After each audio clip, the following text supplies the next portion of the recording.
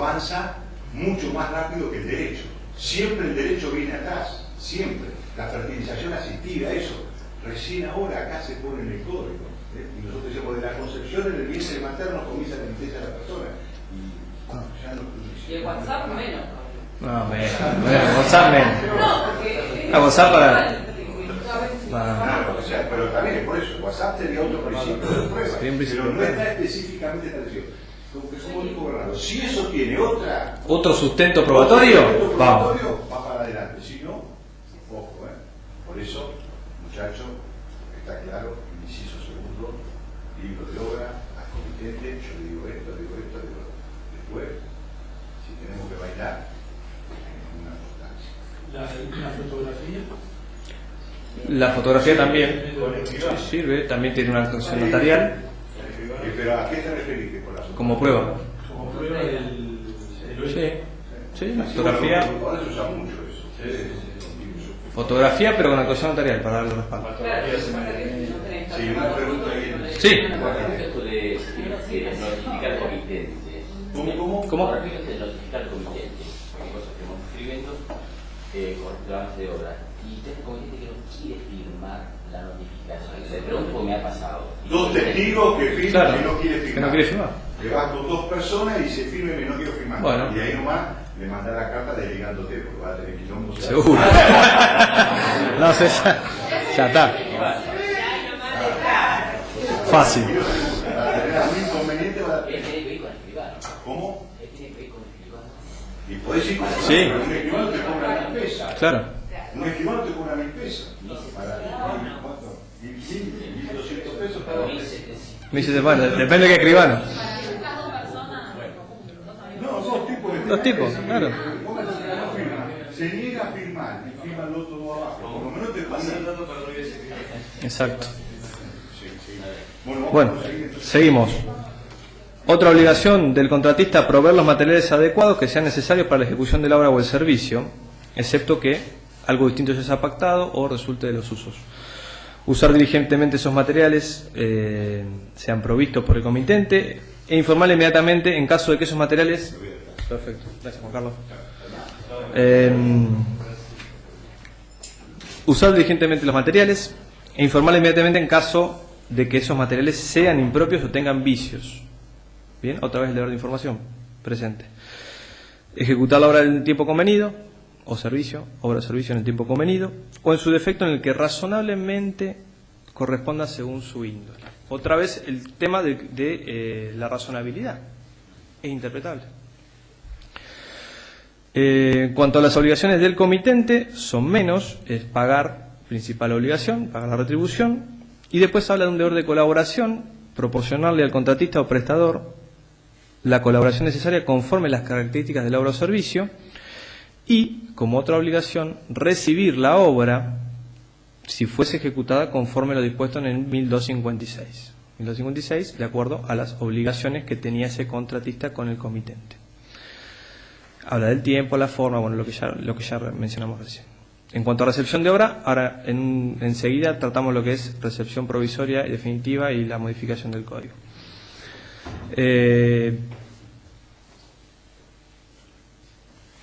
¿Alguna obligación más podría inferirse tal vez de la actividad propia del contratista? Sería, sí, permitir la inspección de la obra, que no está específico en el código.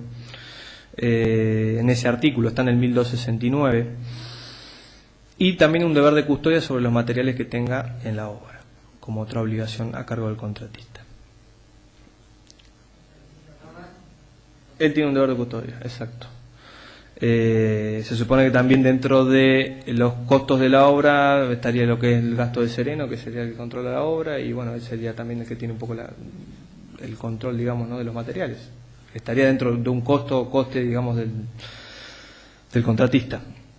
En cuanto a tratativas precontractuales que tal vez les interese por lo que es la elaboración de proyecto. ¿Qué pasa si yo elaboro un proyecto y no se hace la obra? ¿Puedo cobrar o no? Sí, sí, sí, claro. Sí, perfecto. Bien, bueno, algunos dicen que no.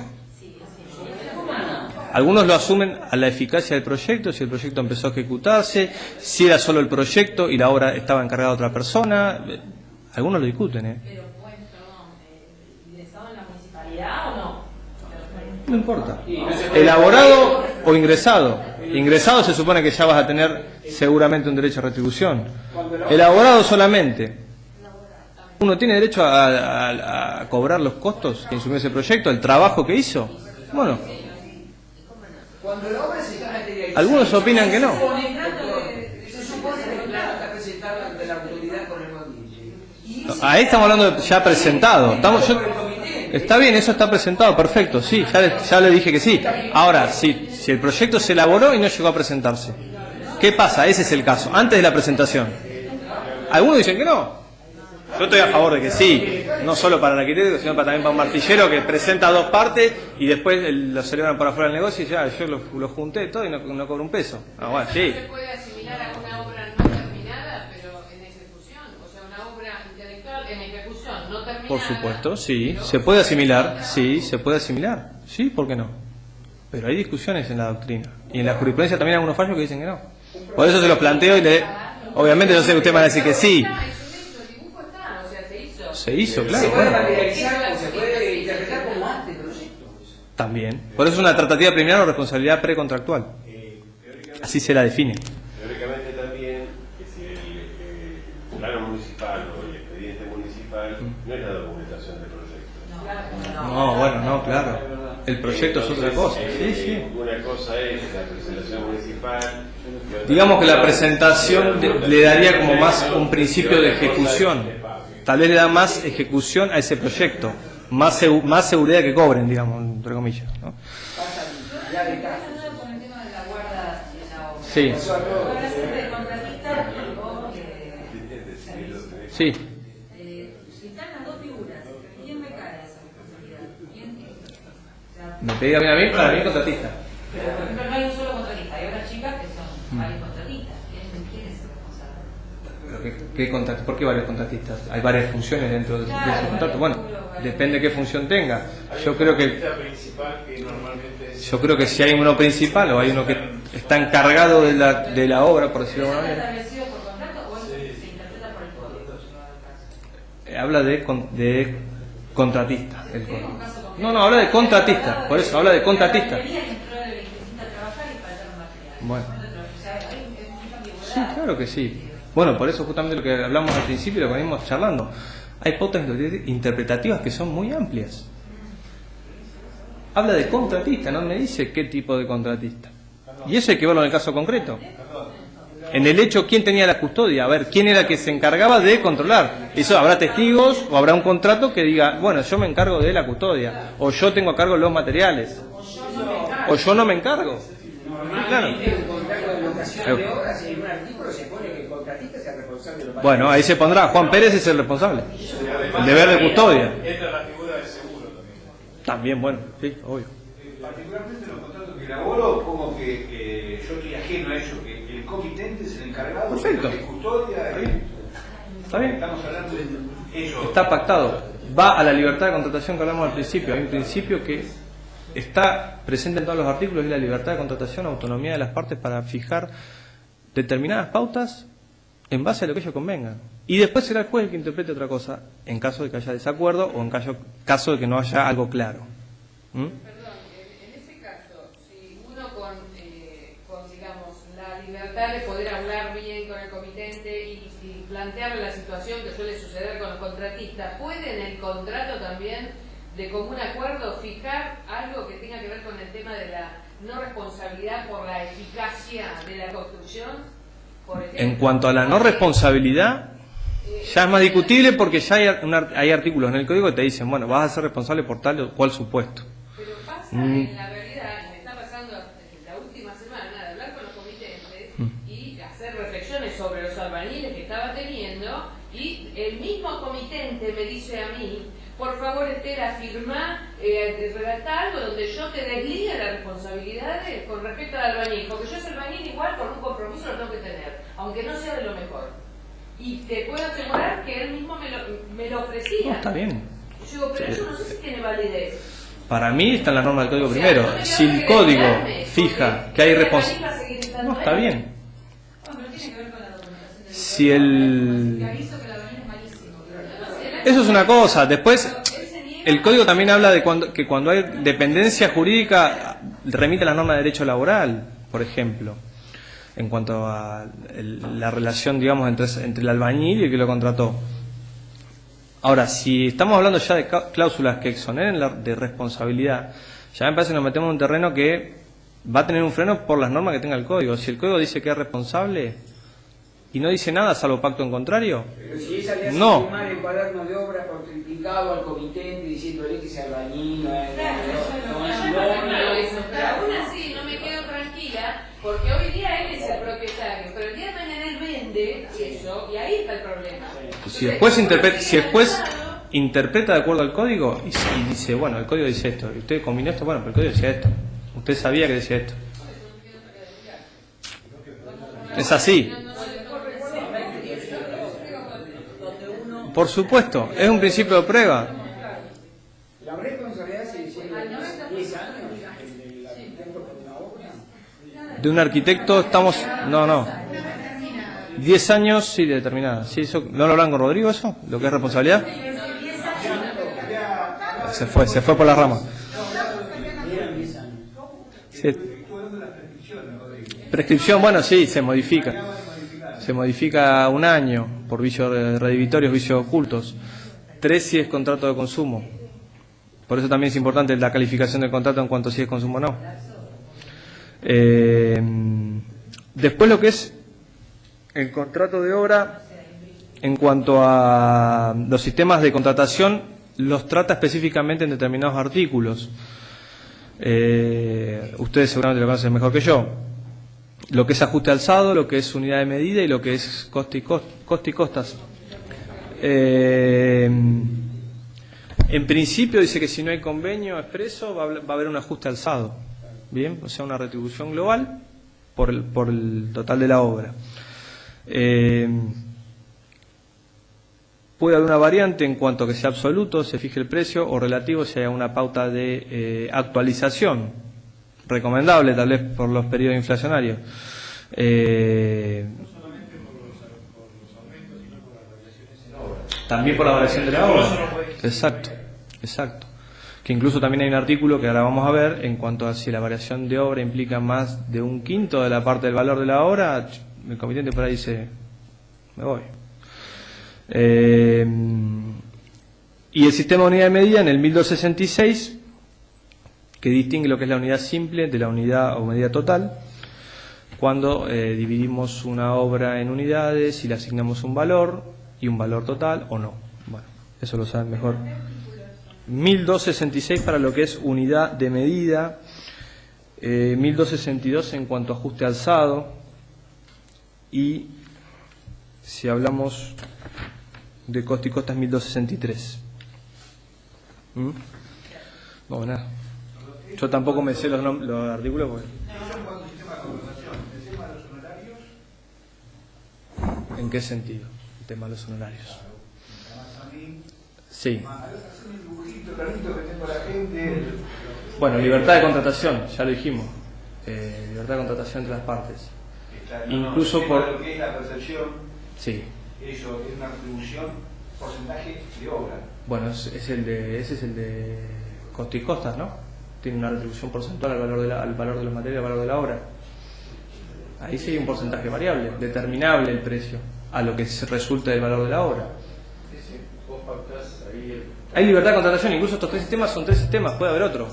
Que el artículo lo dice, las partes pueden convenir libremente el sistema que van a usar. Normalmente se pone de acuerdo a la tabla arancelaria del colegio. Está bien. ¿Al profesional en cuanto a honorarios? Bueno, vos pactarás el porcentaje que vos estimes conveniente. Se fija el precio y lo pactan. ¿De acuerdo a la ley arancelaria o no? De acuerdo a lo que ustedes convengan. Después el juez interpretará si eso es desproporcionado, tal vez. Bueno, hay un mínimo, por supuesto, sí, claro, como los abogados, como todo. Y pueden objetarlo, sí. Sí, sí. Y el juez, en ese artículo que les hablo, 1255. Pero más de eso, yo quiero cobrarle 5 veces más.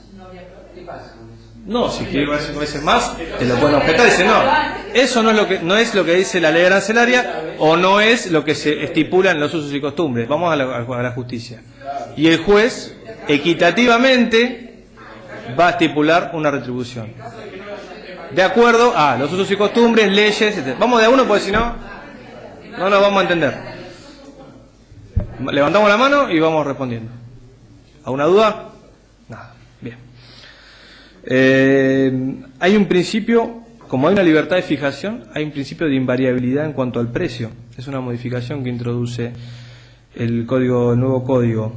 En 1633 del antiguo código estipulaba que aunque se encarezca el valor de los materiales y la mano de obra, el locador bajo ningún pretexto puede pedir un aumento en el precio cuando la obra ha sido contratada por una suma determinada, salvo lo dispuesto en el 1198, que es la teoría de la imprevisión.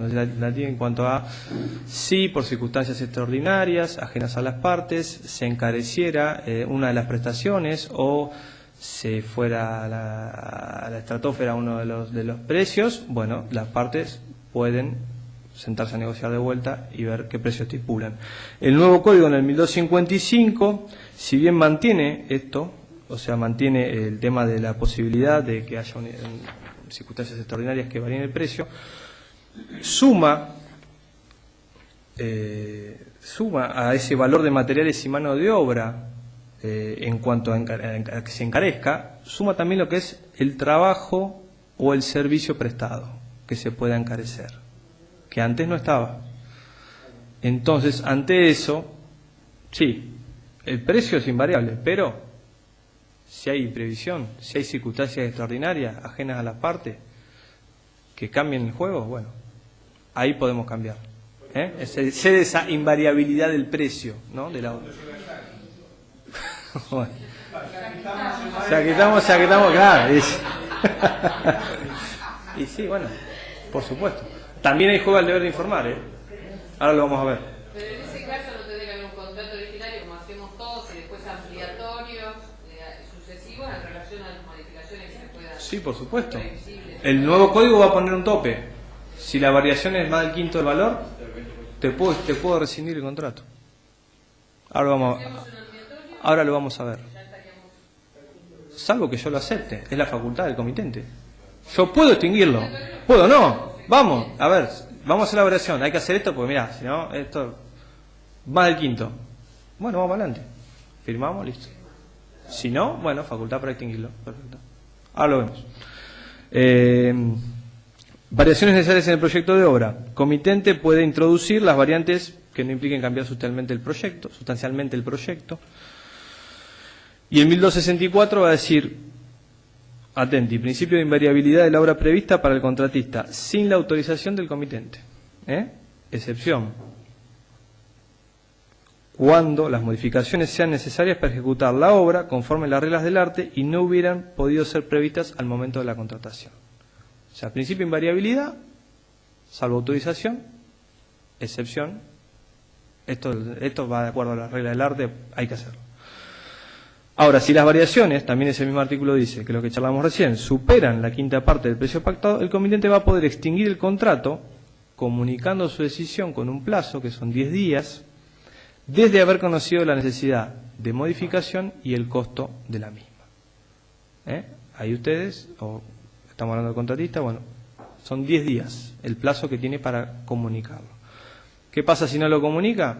Se presume tal vez que lo haya aceptado. Que haya aceptado ese aumento. Surge una pregunta en torno a este artículo, dice, ¿puede reclamar retribución el contratista ante la decisión de extinguir el contrato cuando la variación implica el aumento superior a la quinta parte? Por supuesto, costos que asumió hasta ese momento y el valor de la parte que realizó en cuanto a su servicio en proporcional al final de la obra. Eso está en el 1260. Bien.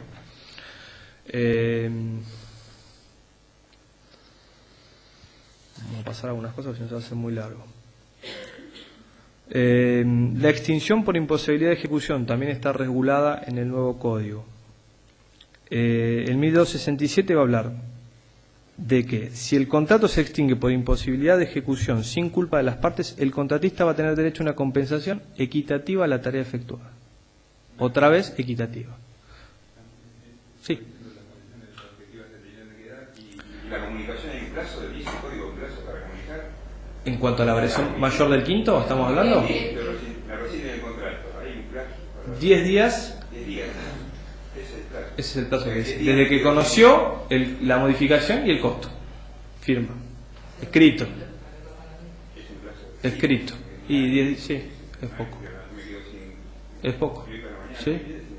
Son 10 días nada más. Pero es específico en el código, entonces no se puede días corridos cambiar. o... Yo hablaría de 10 días corridos. El artículo habla de 10 días. Corridos. Corridos.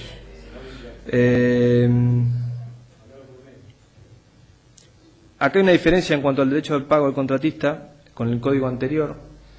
El nuevo código habla de una compensación equitativa y el Código Civil de Vélez, en el 1642, hablaba de un derecho del contratista a ser pagado por lo que hizo en proporción al precio. Acá cambiamos, hablamos otra vez de equidad. ¿Qué es la equidad? Ya lo charlamos. Derecho del contratista en caso de destrucción o deterioro de la obra por caso fortuito antes de la entrega. Acá el nuevo código introduce una modificación en el 1268. El contratista va a tener derecho al valor de los materiales y una compensación equitativa por la tarea efectuada solo si proveyó los materiales y la obra se realizaba en el inmueble del comitente. Bien. Si existió mora del comitente, va a deber la remuneración pactada. Y no se va a deber la remuneración si la destrucción o el deterioro es por causa de la mala calidad o inadecuación de los materiales adecuados. Bien, incluso cuando el contratista haya advertido de esa circunstancia. Esa es una modificación importante del código. Porque antes se lo exoneraba al contratista si avisaba, ahora no.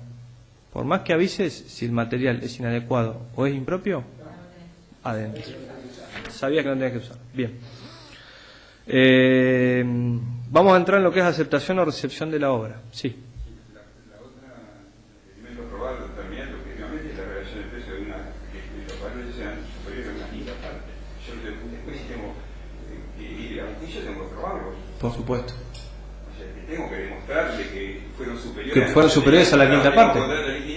Y después tengo que hacer de toda la documentación. De toda la documentación. Que yo tengo, por eso es importante. Importante ser ordenado y tener toda la documentación que se fue usando. Es que no hay otra forma de acreditarlo. O una pericial en el juicio. Una pericial donde se determine que efectivamente el valor es más del quinto. Y las restricciones se dan con aumentos salariales. Sí. ¿Está? Y sí. Superan a los valores de ajuste que yo tengo a los que yo contraté. Tengo que todos los valores de la UOCRA y etc. Exacto. Sí, sí. Lo que es prueba escrita o lo que es prueba, que en ese caso la normativa, sumado a una pericial, sería la prueba óptima, digamos, para probar ese aumento de la quinta parte en un juicio. Esa sería la prueba óptima. Sí. ¿Hay alguna correlatividad entre el código de Vélez y este? Me refiero.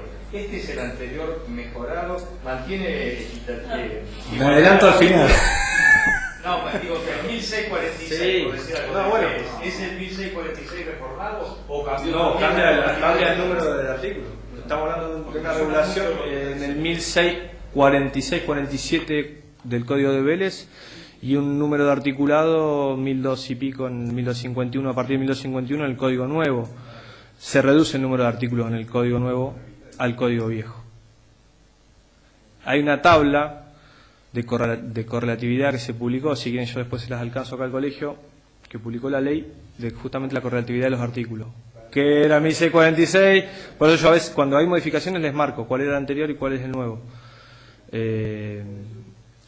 Básicamente el contrato cambia, pero no cambia tanto. Cambian en algunas cuestiones específicas y cambia mucho en cuanto a la interpretación amplia y en cuanto a esa equidad que tiene el juez para interpretar el contrato. Bueno, en cuanto a la recepción de la obra o aceptación, vamos a tener los artículos 1270, 1272 y 747, ¿no?, en el nuevo código. Lo novedoso, en primer término, es la recepción provisoria. Se regula la recepción provisoria de la obra. ¿Qué quiere decir? 1272, primer párrafo. Yo como comitente puedo recibir la obra con un plazo de garantía en el cual yo voy a ver cómo está la obra construida, si funciona adecuadamente, y terminado ese plazo, el código no dice nada qué es lo que pasa, pero se presume que no voy a poder reclamar los vicios aparentes que pudiera llegar a tener esa obra. Si no se pacta ese plazo de garantía, se presume que con la aceptación de la obra, yo voy a estar aceptando la obra como está. Bien, en cuanto a vicios aparentes hablamos, no vicios ocultos, vicios aparentes. Vicios aparentes, estamos hablando de vicios que se encuentran con un examen adecuado, visual, también es interpretativo, pero son los que ostensiblemente se ven o que tendrían que verse con un examen cuidadoso de la obra. A contrario de los ocultos, que obviamente no se ven, están intrínsecos, hacen impropio al destino de la obra, etcétera.